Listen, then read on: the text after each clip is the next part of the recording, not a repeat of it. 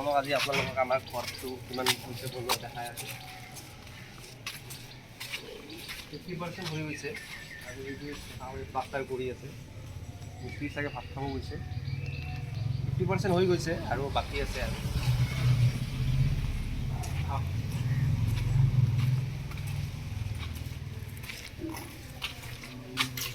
এইটো মন্দিৰ হ'ব, কাঠৰ কাম চলি আছে, দৰ্জা খিৰিকীৰ কাম চলি আছে। এইটো এনেই বেলকনি টাইপ।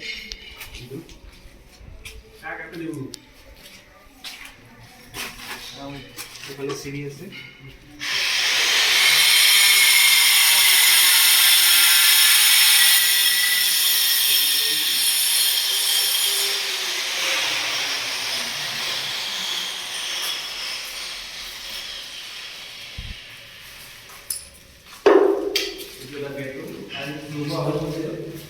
বাকি আছে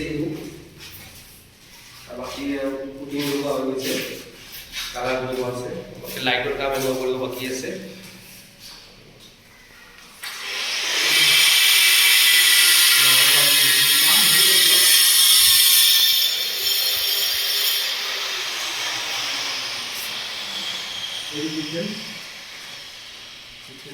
মানে প্ৰায় আধা কাম বাকিয়ে আছে আৰু পানীৰ কাম এইবোৰ লগাব বাকী আছে।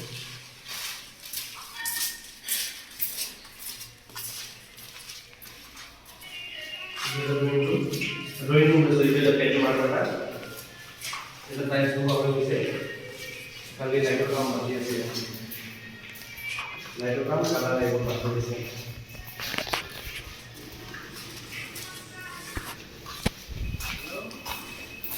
এইটো আৰু এটা বেডৰুম, ইয়াত আপোনাৰ টাইলছ লগোৱা হৈয়ে গ'ল, মানে গোটেইকেইটা টাইলছ লগোৱা হৈ গৈছে, খালি কালাৰ এইবোৰ বাকী আছে, কালাৰ লাইট এইবোৰ বাকী আছে, ফিনিচিং দিব আছে। আৰু এইটো বাথৰুম, সকলোতে মানে কাম বাকিয়ে আছে, পানীৰ কাম এইবোৰ বাকী আছে। এইফালে হওক দিয়া, এইটো ড্ৰয়িং ৰুম, আৰু